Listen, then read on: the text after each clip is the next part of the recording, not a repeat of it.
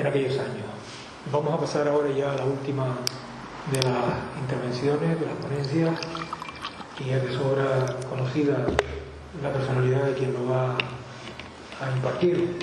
Por tanto, es justo señalar su currículum. La verdad es que cuando le invité estaba en Bruselas, no está aquí en calidad de eurodiputado ni de presidir una de las comisiones más relevantes del Parlamento Europeo, pero está como especialista, como catedrático de Derecho Constitucional en nuestra universidad. Una de las características de este curso, que no había podido afirmar de acuerdo con lo que me plantearon de la Casa Museo en el Castillo, es que todos los ponentes estuviesen aquí y, si es posible, fuesen de aquí. De aquí quiero decir de esta isla, porque muchas iniciativas que se están organizando por razones evidentes, cuando los ponentes tienen que llegar de fuera, mientras traerlos de otras universidades, como ha sido tradicional en este curso, pues nos hemos encontrado con muchas dificultades. Entonces, para evitar eso este año, y esperemos que sea la excepción, pues hemos hecho un curso con la cantera, con la gente de la casa, y creo que el curso ha quedado decentemente bien. Como con Fernando es también de la cantera, es de la casa, por mucho que viaje con frecuencia toda la semana, pues aceptó encantado y aquí lo tenemos, ¿no? Así que adelante.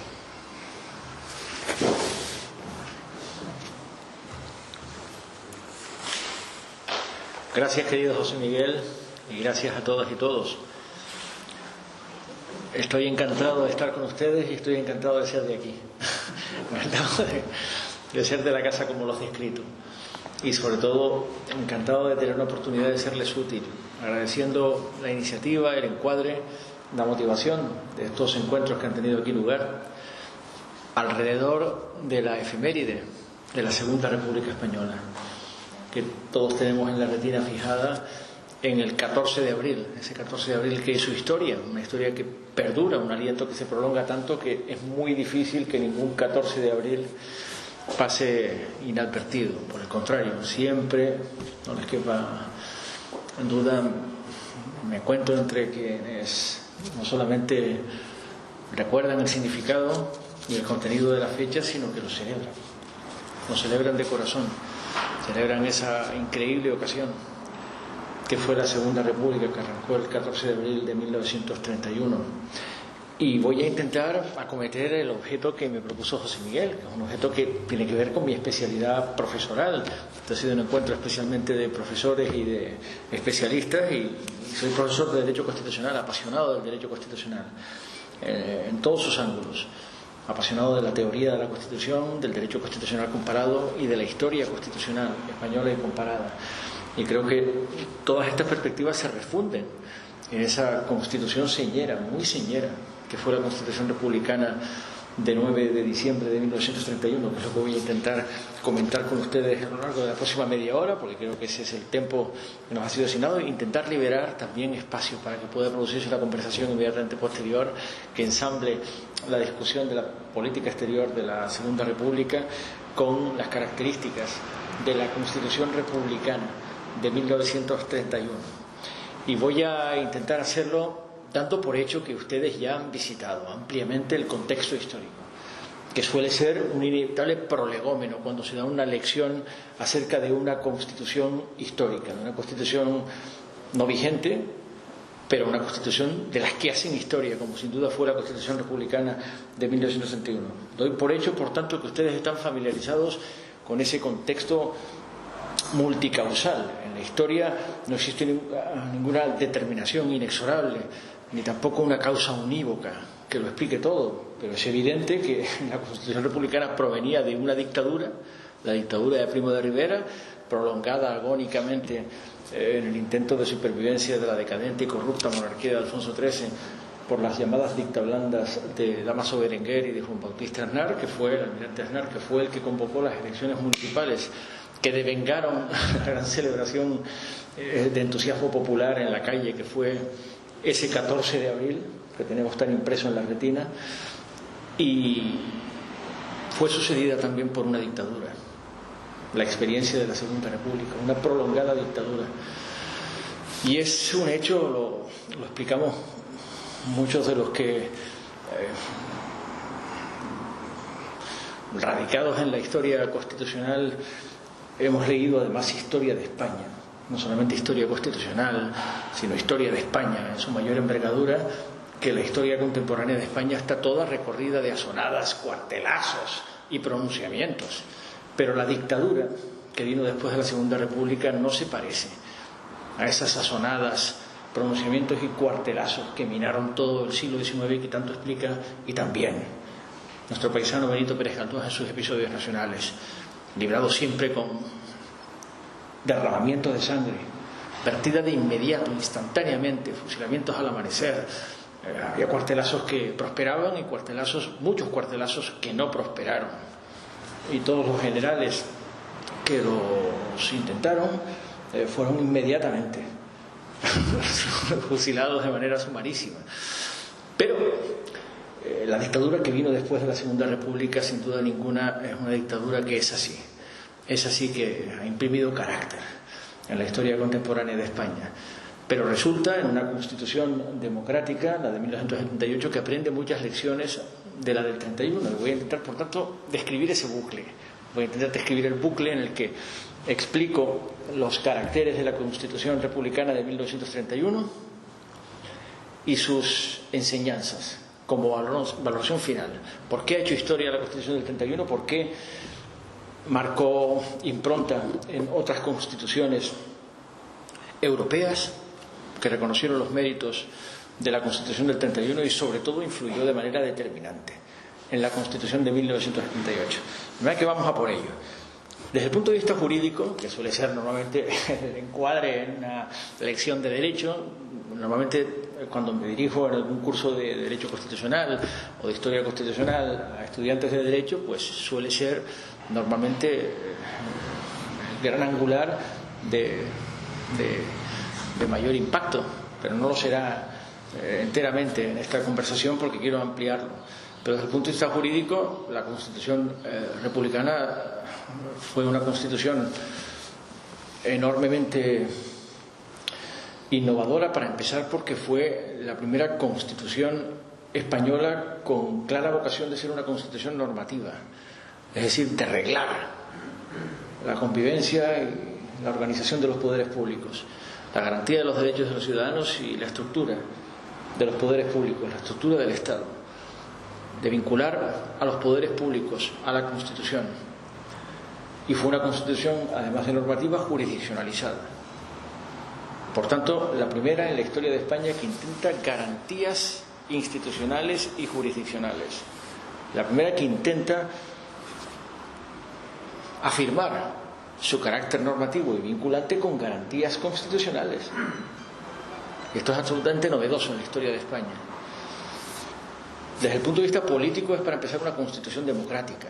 Fue una Constitución que fue elaborada democráticamente, en un tiempo muy abrupto, en un tiempo muy apretado, en un tiempo, lo sabemos porque imagino que se ha explicado aquí con profundidad en este curso, un tiempo agitado, turbulento y sufridor, un tiempo en el que se concitaron muchísimos sufrimientos que devengaron confrontación, un tiempo que expresó las contradicciones que recorrían como un nervio invencible en el último siglo y medio de la historia de España. Pero fue una Constitución democrática, elaborada democráticamente por unas Cortes elegidas democráticamente, las Cortes Constituyentes, las primeras Cortes republicanas, que fueron las convocadas por el gobierno provisional que se estableció en España en cuanto el rey Alfonso XIII puso pies en Polvorosa, saliendo por Cartagena hacia un destino que entonces no se conocía. Se sabe que se exilió en Italia y mientras que la familia salía por el norte, por San Sebastián, él se embarcó en Cartagena, y se produjo, por tanto, un vacío institucional de la noche a la mañana, sorpresivo, tanto que muchos de los protagonistas del gobierno provisional no esperaban que se produjese de una forma tan absolutamente impactante en tiempo real. Pero constituyeron de inmediato un gobierno provisional que presidió, como todos sabemos, Niceto Alcalá Zamora, que convocó unas Cortes Constituyentes, unas Cortes el 28 de junio de 1931, que elaboraron en muy poco tiempo, en apenas unos pocos meses, una Constitución de gran empaque, una Constitución muy solvente, Una constitución sistemática, una constitución bien estructurada, con 9 títulos, 125 artículos, 2 disposiciones transitorias, una constitución cuya estructura asemeja a las mejores constituciones de la historia europea del siglo XX. No solamente del primer tercio del siglo XX, no solamente porque deduce las enseñanzas del constitucionalismo más vanguardista y avanzado de aquel momento. Las referencias son clásicas. La Constitución de Weimar de 1919, la Constitución austríaca de 1920, elaborada, por cierto, por el gran jurista normativista y positivista del siglo XX europeo, Hans Kelsen. Es un jurista cuyo nombre se evoca siempre con veneración en las escuelas y en las facultades de Derecho, y la checoslovaca de 1920. Es una constitución, por tanto, que sintetiza las mejores corrientes de vanguardia del momento y es celebrada de manera instantánea, bienvenida de manera instantánea por las mejores escuelas de pensamiento jurídico europeas del momento, en la medida además en que se la reputa una constitución eminentemente profesoral. Es una constitución que despide claramente un aire profesoral. Se nota que está escrita por personas expertas en derecho, no por aficionados, por personas que saben de lo que están hablando. Y efectivamente hay juristas de primera línea en las Cortes Constituyentes. La Comisión Constitucional que elabora la Constitución la preside el catedrático socialista Luis Jiménez de Azúa, maestro de grandes penalistas, que murió exiliado en Argentina en 1949. Pero otros muchos juristas de distinto signo político, Alfonso García Valdecasas, Adolfo Posada, un legendario maestro del derecho público, participaron en la elaboración de la Constitución, y es una Constitución, por tanto, eminentemente profesoral. Las Cortes Constituyentes, por otra parte, estaban presididas por otro insigne catedrático socialista, Julián Besteiro, de modo que estamos hablando de ese socialismo de cátedra que alude a una composición cualificada, de gran peso intelectual, gran pozo de pensamiento, que influyó grandemente en la elaboración sistemática y bien estructurada de la Constitución de 1931. Y además, desde el punto de vista político, no solamente es una Constitución democrática, sino una Constitución rupturista. Es una Constitución que claramente rompe con la peripecia constitucional española, que es muy abultada.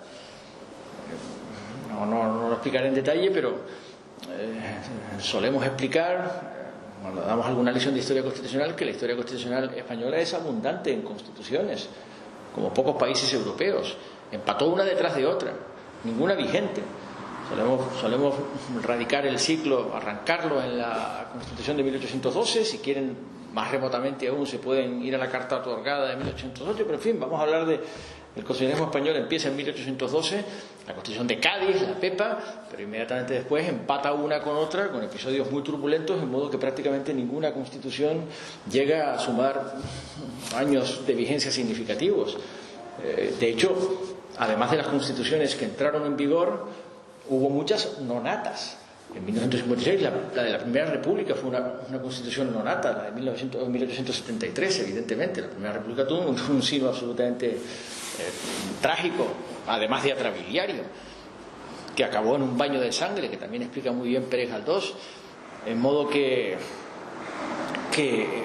con todas esas constituciones, la Constitución de 1931 rompe claramente. Rompe porque es una constitución normativa, y lo afirma como ninguna otra lo había firmado hasta ese momento, porque es una constitución con garantías constitucionales, cosa que ninguna otra había intentado, porque introduce un tribunal de garantías constitucionales, que es una idea kelseniana, entonces muy discutida, en los años 30 muy discutida.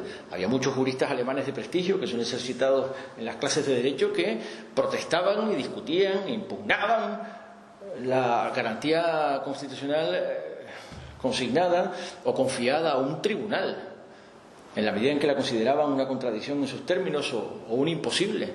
Preferían la garantía constitucional presidencial, que es la que se afirma, por cierto, en la Constitución de Weimar, que no introduce un tribunal constitucional en 1919. El garante de la Constitución era el presidente de la República. Mientras que la Constitución española de 1931 introduce un tribunal de garantías constitucionales, que es una idea kelseniana que solo estaba entonces en la Constitución austríaca de 1920. Completamente innovadora, y que hoy está generalizada en toda Europa. pero la española del 31 es de las primeras del ciclo histórico que lo hace, introducir un tribunal de garantías constitucionales para firmar la normatividad de la Constitución y un procedimiento rígido de reforma de la Constitución. Rígido, muy rígido de reforma de la Constitución. Todo lo cual se condensa en el título 9, que es el último de los títulos de la Constitución Republicana de 1931. Pero como digo, es una constitución muy bien estructurada, profesoral. Tiene un título preliminar con 7 artículos, tiene un título de organización nacional, que es lo que llamaríamos el desarrollo de la concepción que la República tiene del Estado integral, que es lo que ahora llamamos Estado autonómico.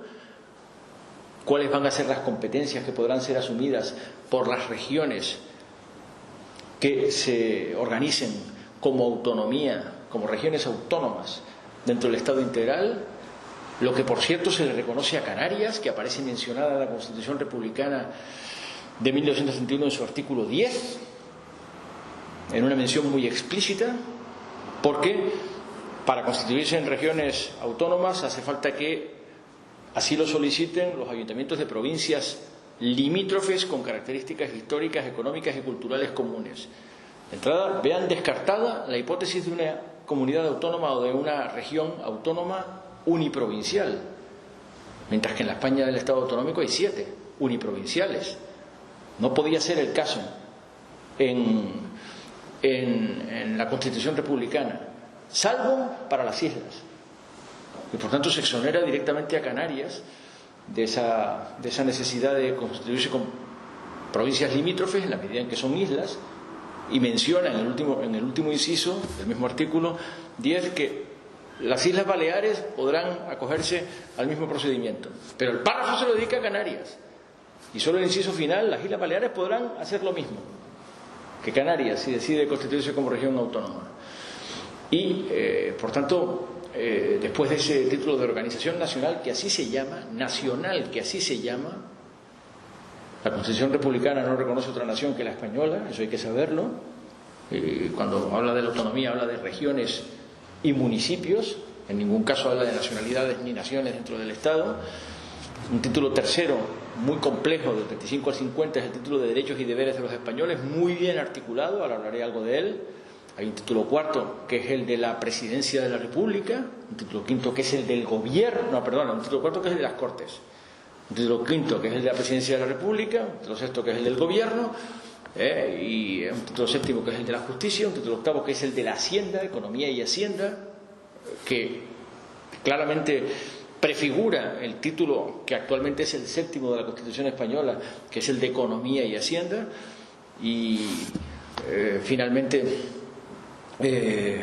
como digo, se conduce a una desembocadura que afirma las garantías constitucionales que acabo de anticipar y sobre las que ahora les daré algún detalle. Pero además de ser una constitución rompedora, democrática y rompedora, de las que marcan carácter en la historia del constitucionalismo, es una constitución rupturista, he afirmado, porque rompe claramente con el trayecto descrito por todas las constituciones anteriores. Es cierto que de todas las constituciones anteriores, que suman una docena en la historia de España en siglo y medio, de todas las constituciones anteriores, la única que había firmado unas cortes unicamerales fue la de 1812. Todas las demás apuestan por algo parecido a unas cortes bicamerales. Una cámara estamental, una cámara de proces, un senado, lo que quieran, pero cortes bicamerales.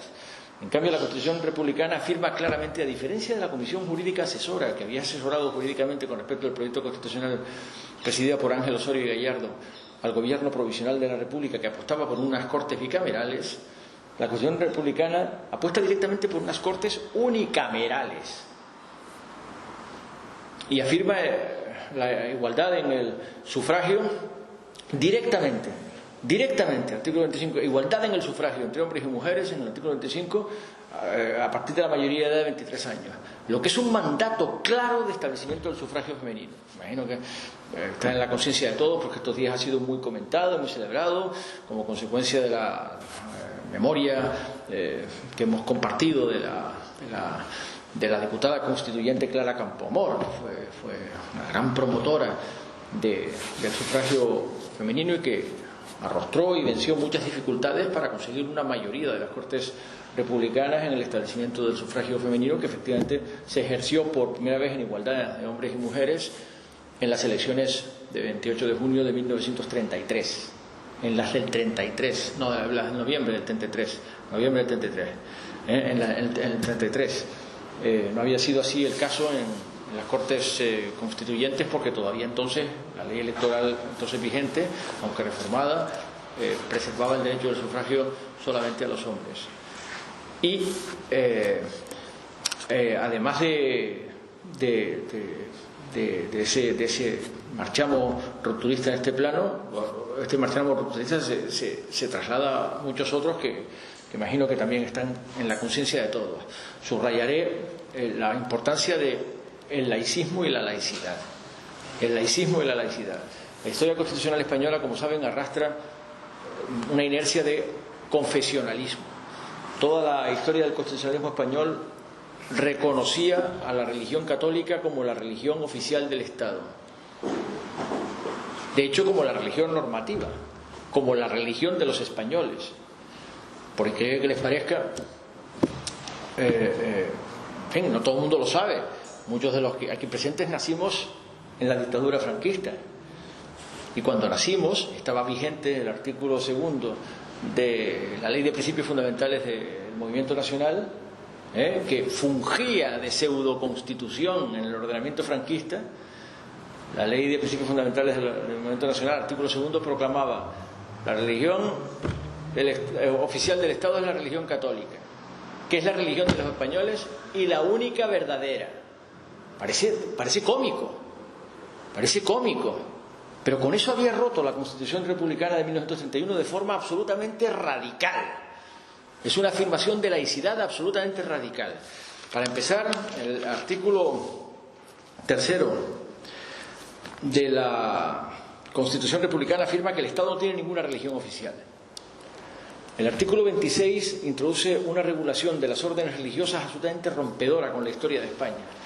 Y tanto es así que es un lugar común identificar en este artículo, en su combinación con el artículo relativo al derecho a la educación del artículo 48, que también garantiza la laicidad de la educación, la consagra como un derecho fundamental, pero afirma que la educación será laica y servirá a los valores de la convivencia. En el artículo 26 se hace una regulación de las órdenes religiosas absolutamente rompedora con toda la tradición constitucional española. Y como digo, es un lugar común identificar en la redacción de este artículo la fuente de muchos de los problemas que encaró la Segunda República prácticamente desde su incepción, prácticamente desde su arranque. Porque, evidentemente, las fuerzas de la reacción, muy identificadas con el confesionalismo católico, hicieron de este asunto un caballo de batalla y conspiraron contra la República desde el primer momento. Capilarizándose, además, grandemente, porque Niceto Alcalá Zamora, que era el presidente del Consejo de Ministros durante las Cortes Constituyentes, dimitió en desacuerdo con la redacción del artículo, aunque luego fue el primer presidente electo de la República. Y la verdad es que el rompimiento de esa tradición constitucional en el artículo 26 no puede ser más sonoro. Me imagino que lo tienen todos sus componentes todos presentes, ¿no? Decía que el artículo 26 resulta completamente rompedor, somete a todas las órdenes religiosas a la legislación del Estado, las somete al cumplimiento estricto de las obligaciones tributarias, sin exoneración de ningún impuesto, disuelve la propia Constitución aquellas órdenes religiosas que tengan voto de obediencia a alguna autoridad que no sea la del Estado, lo que inexorablemente condujo a la disolución de la Compañía de Jesús, de los jesuitas en España, y proclama que los bienes de las confesiones religiosas y de la Iglesia podrán ser nacionalizados, que en combinación con un artículo del título 8 relativo a Economía y Hacienda permite la nacionalización sin indemnización en el caso de que la vote la mayoría absoluta de las Cortes Republicanas. Las Cortes Republicanas estaban legitimadas constitucionalmente para irrogar, para causar nacionalizaciones de bienes de la propiedad sin indemnización, si así lo votaba la mayoría absoluta de las Cortes Republicanas. Como pueden ver, el régimen es draconiano e impone un rompimiento radical con un vector que era constante de la historia política y constitucional española, el confesionalismo. En modo que, reconozcámoslo, la Constitución no solamente es innovadora en este punto, sino que es osada y atrevida, como nadie 6, 8 meses antes hubiera podido esperar.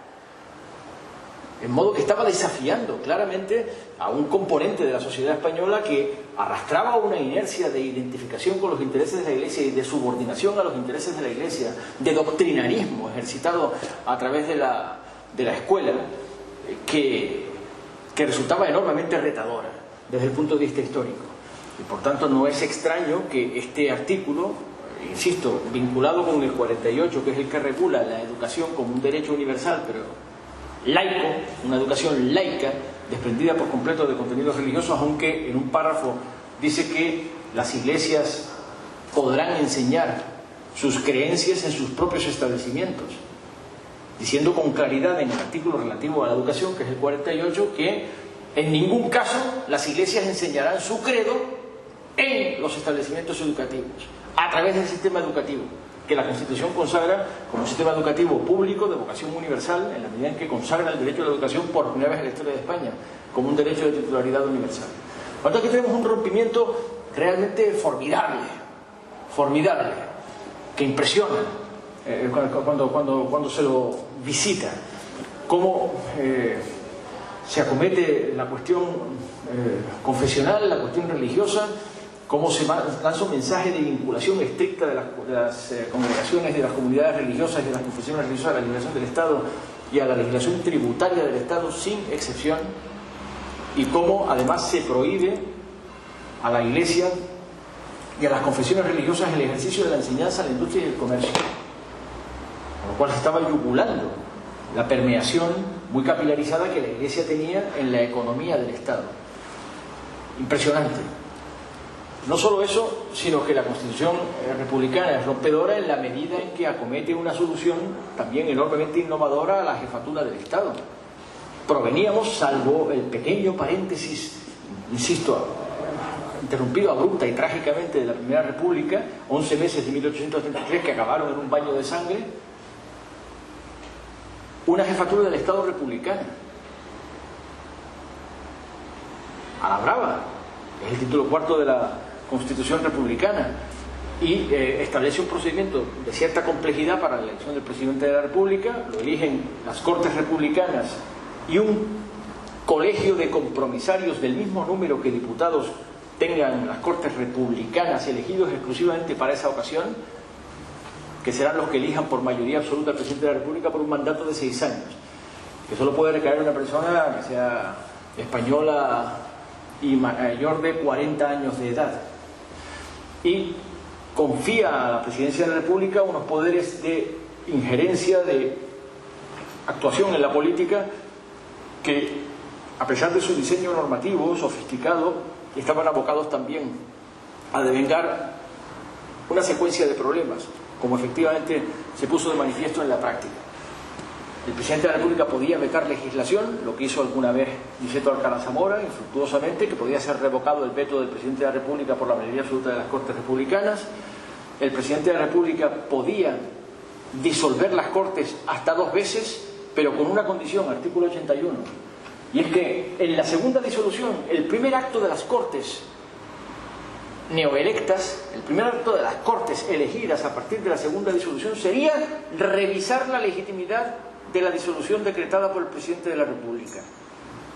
En modo que las Cortes podían estimar inadecuada la disolución decretada por el presidente de la República, lo que conllevaría el cese del presidente de la República y su remoción. Lo que efectivamente sucedió, porque cuando el presidente de la República, Niceto Alcalá Zamora, convocó las elecciones de 1936, que tuvieron lugar en febrero, lo primero que hicieron las Cortes Republicanas, las Cortes de la tercera legislatura, todas muy abruptas, estaban programadas constitucionalmente para 4 años, ninguna los cumplió ni de lejos. Se sucedieron de hecho 3 legislaturas en el cortísimo espacio de tiempo de apenas 5 años. Lo primero que hicieron fue disolver a Niceto Alcalá Zamora y elegir a Manuel Azaña, hasta entonces presidente del Consejo de Ministros, como presidente de la República, que tampoco llegó a cumplir un mandato de 6 años, evidentemente. De modo que esta configuración sofisticada, este juego entre el presidente de la República, que es el que designa al presidente del Consejo de Ministros, de modo que el presidente del Consejo de Ministros designa o propone al presidente de la República el nombramiento de los ministros, y que el gobierno así constituido, con un presidente del Consejo y sus ministros, depende de una doble confianza del presidente de la República por un lado y de las Cortes, que pueden tumbar a ese gobierno con un voto de censura votado por mayoría absoluta, que no era constructiva en ese momento. La moción de censura constructiva llegó más tarde, con la Constitución alemana de 1949, y se transportó a la española de 1978, que entonces no existía. Resultó efectivamente una relación tensa entre el presidente de la República, con gran activismo político en todos los casos, el presidente del Consejo de Ministros, que es el que presidía ordinariamente los actos de gobierno dependientes de la Administración del Estado, y las Cortes, que podían tumbar al gobierno privándole de su confianza, y específicamente con una moción de censura. Y al mismo tiempo era la Constitución rupturista de 1931 en la cuestión territorial, porque reconoce de una puñetera vez que España es un país de regiones y municipios que pueden aspirar a un autogobierno en el marco de lo que denomina la Constitución en su artículo 3, un Estado integral.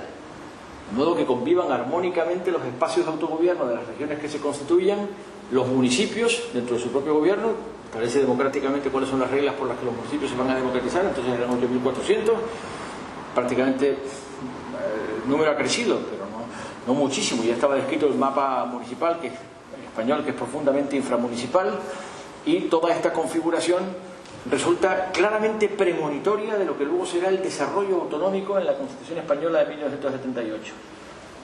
Las provincias limítrofes con características comunes pueden incoar un procedimiento de autogobierno, pueden debatir un anteproyecto que solo podrá ser ley si lo aprueban las Cortes de la República y podrá ser plebiscitado en el territorio de referencia del autogobierno, lo que efectivamente sucedió en Cataluña, como todos sabemos, en 1932, sucedió en el País Vasco en 1936, y de aquella manera ya prácticamente desatada la guerra civil en Galicia.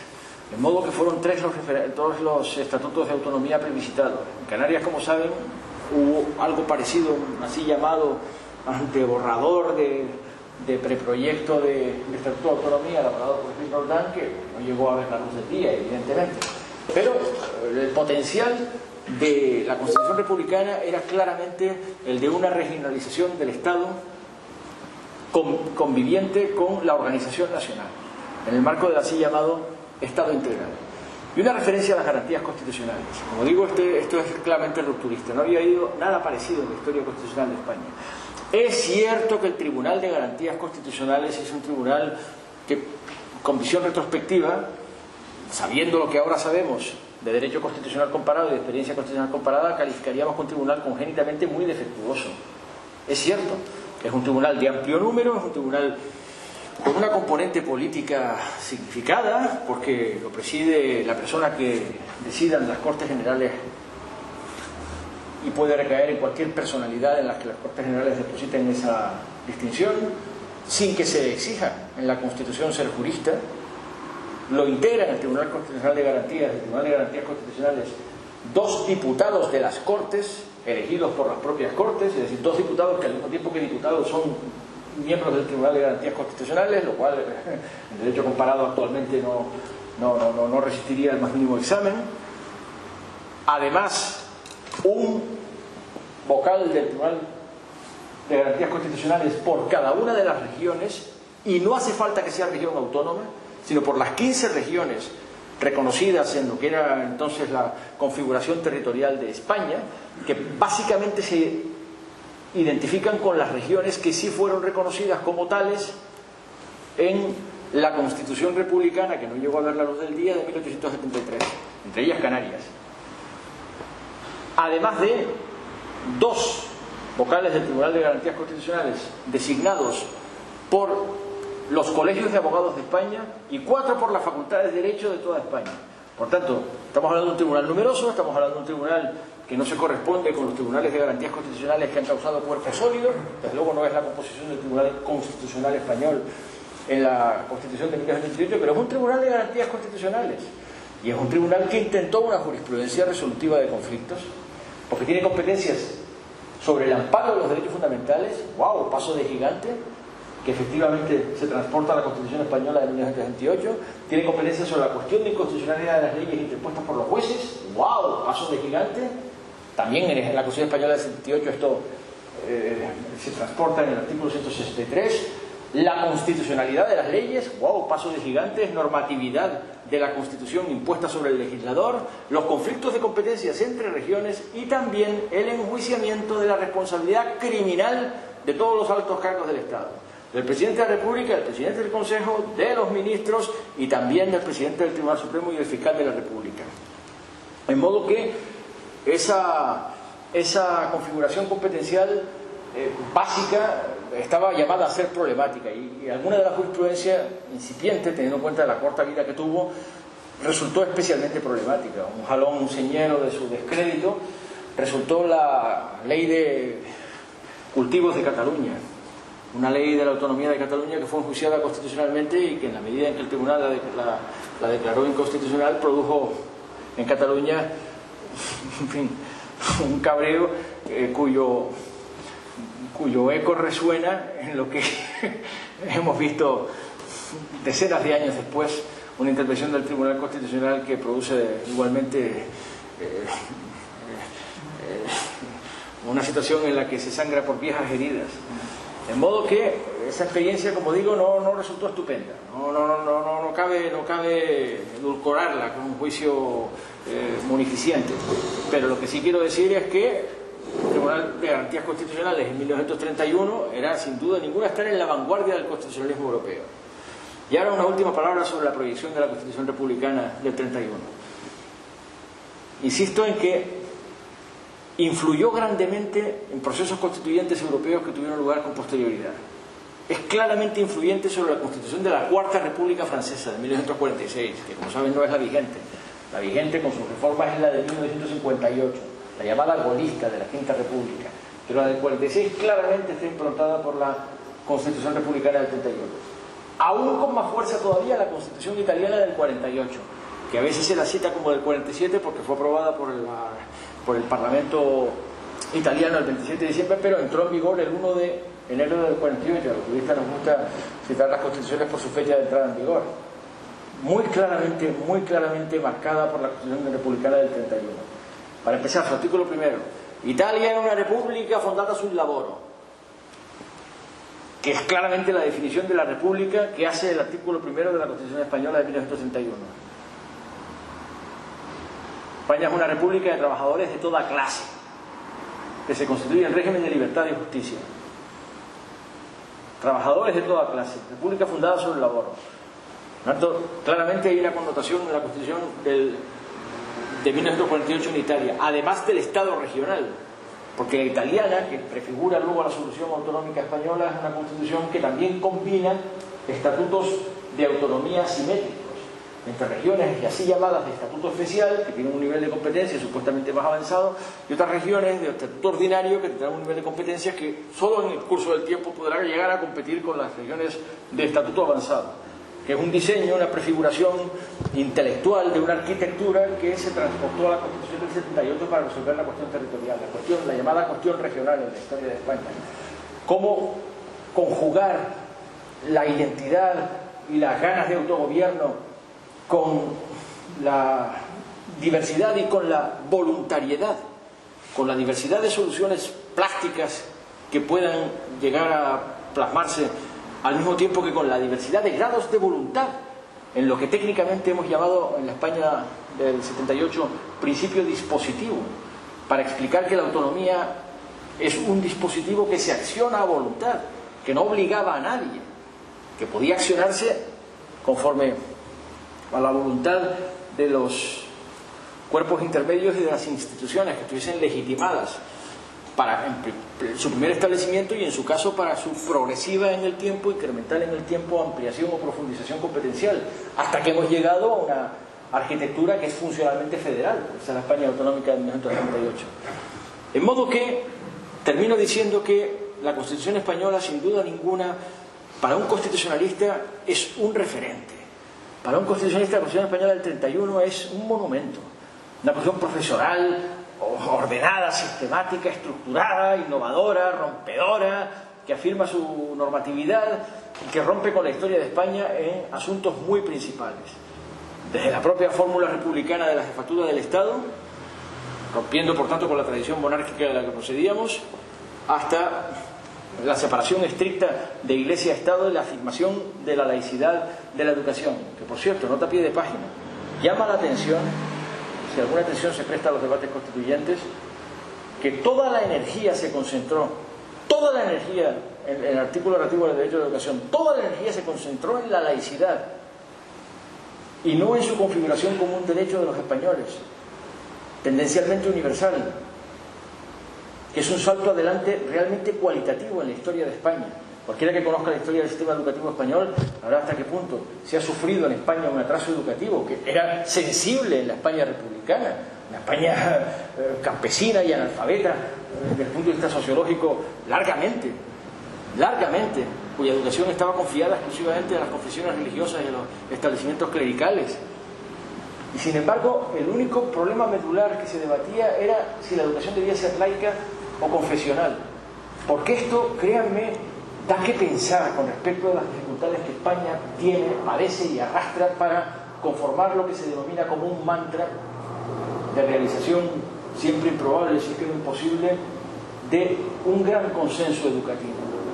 ¿Cómo va a haber un gran consenso educativo cuando es obsesivo de un segmento de la sociedad española la educación clerical? Es obsesiva pretensión la educación confesional e indoctrinar confesionalmente a los niños y a las niñas en las escuelas públicas. Es una obsesión histórica que recorre la historia de España.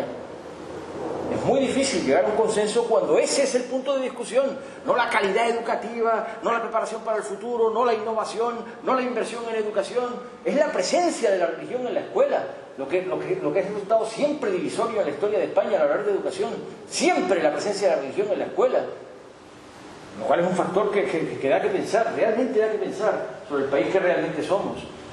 Pero dicho esto, les decía que esta Constitución, que fue una Constitución que es un monumento desde el punto de vista de lo que es un estudioso del derecho constitucional, culmino diciendo que no puede ser valorada en función de su destino trágico, porque su destino trágico no tiene que ver con su defectuosa configuración o con lo que antes aludí como sus defectos congénitos, los defectos que por otra parte escribió en un libro autocrítico, de biografía torturada, el propio presidente de la República que fue, Aniceto Alcalá Zamora, en su exilio en Argentina.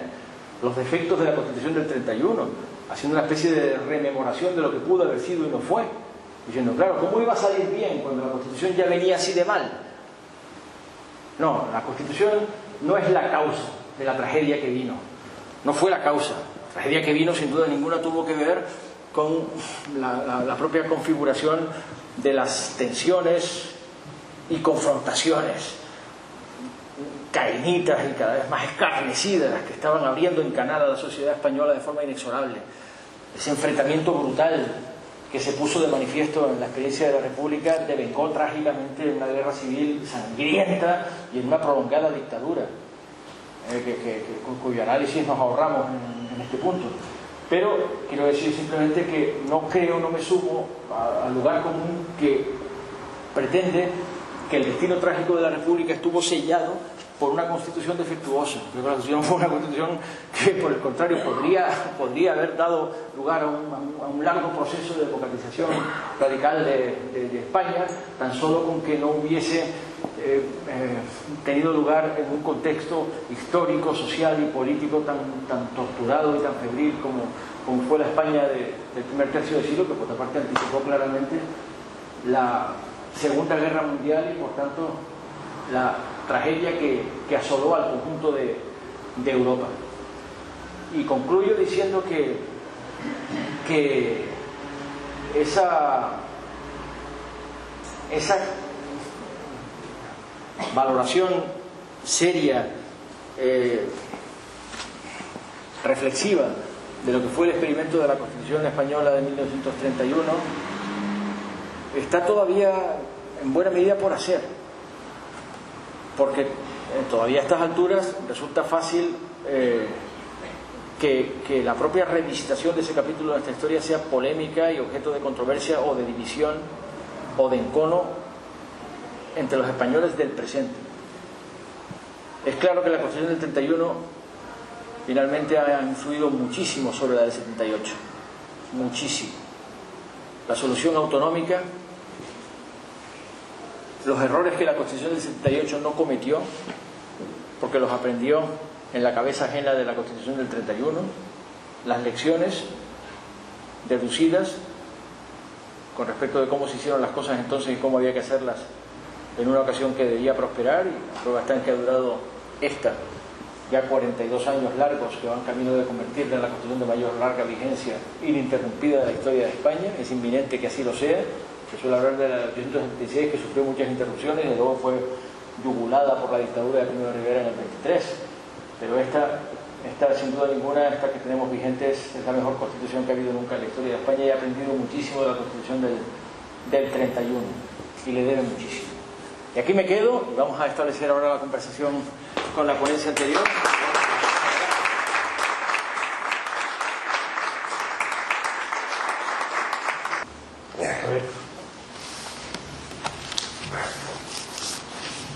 Yo quería dar las gracias a las intervenciones muy ilustrativas, muy temáticas, muy claras a la hora de poner ese contexto, y quería preguntar yo si tanto en las dos, tanto en la forma de la diplomacia exterior, que empezó siendo idealista, intentaba conseguir unas cuotas de alcance, de relevancia internacional, así como la construcción de la propia Constitución, si ese idealismo fue lo que hizo que también pereciera, o fue lo que hizo que realmente tuviera repercusión internacional. Yo creo que lo que hizo fue la confrontación con la realidad. O sea, los buenos ideales y los grandes propósitos que se hizo la República por cierto, en la Constitución, brillantísima también otro aspecto, en el reconocimiento de la Sociedad de Naciones y el Tratado Brianquelos de renuncia a la guerra, en los ius internacionalistas de la época, de los años 30, ya desde el año 32, los más relevantes ius internacionalistas de la época destacaban la aportación que había hecho la Constitución del 31 en ese sentido. Muy interesante. En cualquier caso, yo creo que realmente no se puede achacar a la República en sí, en materia de política internacional. El fracaso es el fracaso de la política europea en su conjunto, en donde se sumerge la República. Mientras dura el tiempo de intentar construir la paz, pues la política está comprometida activamente con ello. Cuando eso se va diluyendo, todas esas expectativas se diluyen, se disipan por completo, y lo que hay son una serie de golpes de fuerzas contra el statu quo del orden internacional y las grandes potencias demoliberales que habían impuesto ese orden en Versalles, y después también a través de Locarno, ya de forma pactada y demás, pero bueno, se muestran completamente incapaces de contener esos atentados al derecho internacional, violaciones de tratados internacionales y demás. ¿Qué pueden hacer las pequeñas potencias? ¿Qué pueden hacer las pequeñas potencias que no tienen la capacidad de decisión? Pues adoptar las prevenciones que adoptaron, claro, y poco más, desde mi punto de vista. O sea que es lo mismo que hicieron las demás pequeñas potencias democráticas que compartían con España la condición de una tradición de neutralidad. Entonces es la misma política, y esa política fue impulsada en España por los gobiernos de la derecha y en Suecia por la socialdemocracia.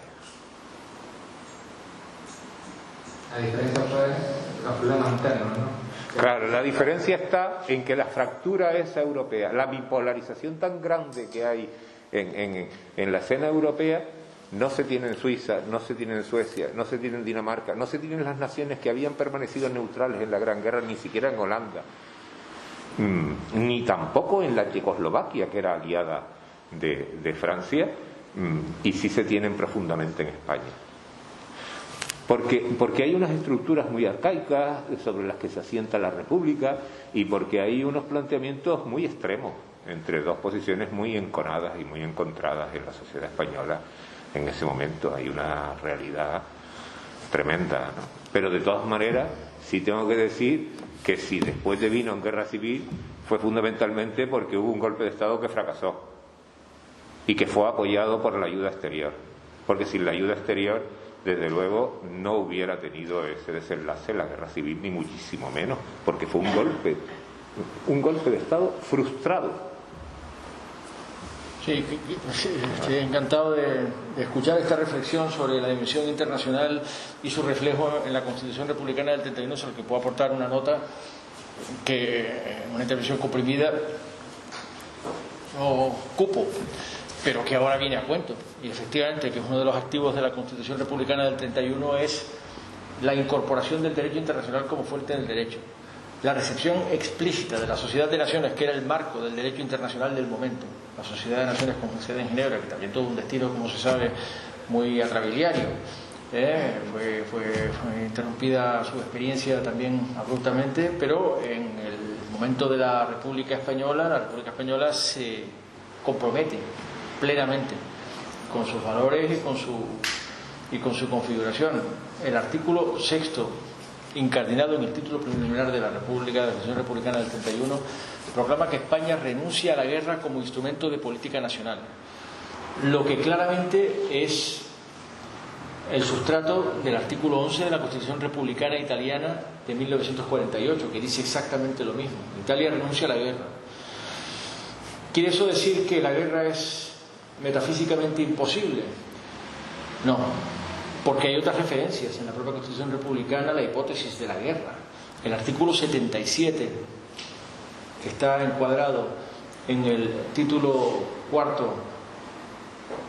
quinto, relativo al presidente de la República, señala que el presidente de la República no podrá declarar la guerra sino en las condiciones estrictas señaladas por la Sociedad de Naciones. Puedo leerlo literalmente.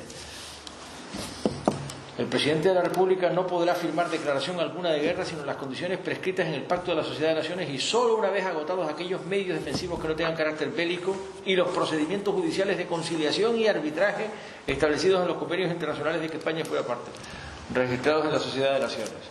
Creo que esto es absolutamente pionero, recepción del derecho internacional.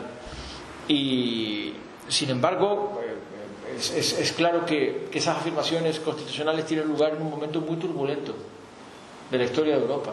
Es el primer tercio de siglo en el que se va produciendo efectivamente una polarización cada vez más fratricida en la mayor parte de los estados europeos, en los que las fuerzas, hay que decirlo además, ¿no?, las fuerzas de la reacción, el nacionalismo agresivo y el fascismo, en última instancia, se van haciendo cada vez más fuertes. Lo que es dramáticamente el signo del fascismo en Italia y del nazismo en Alemania.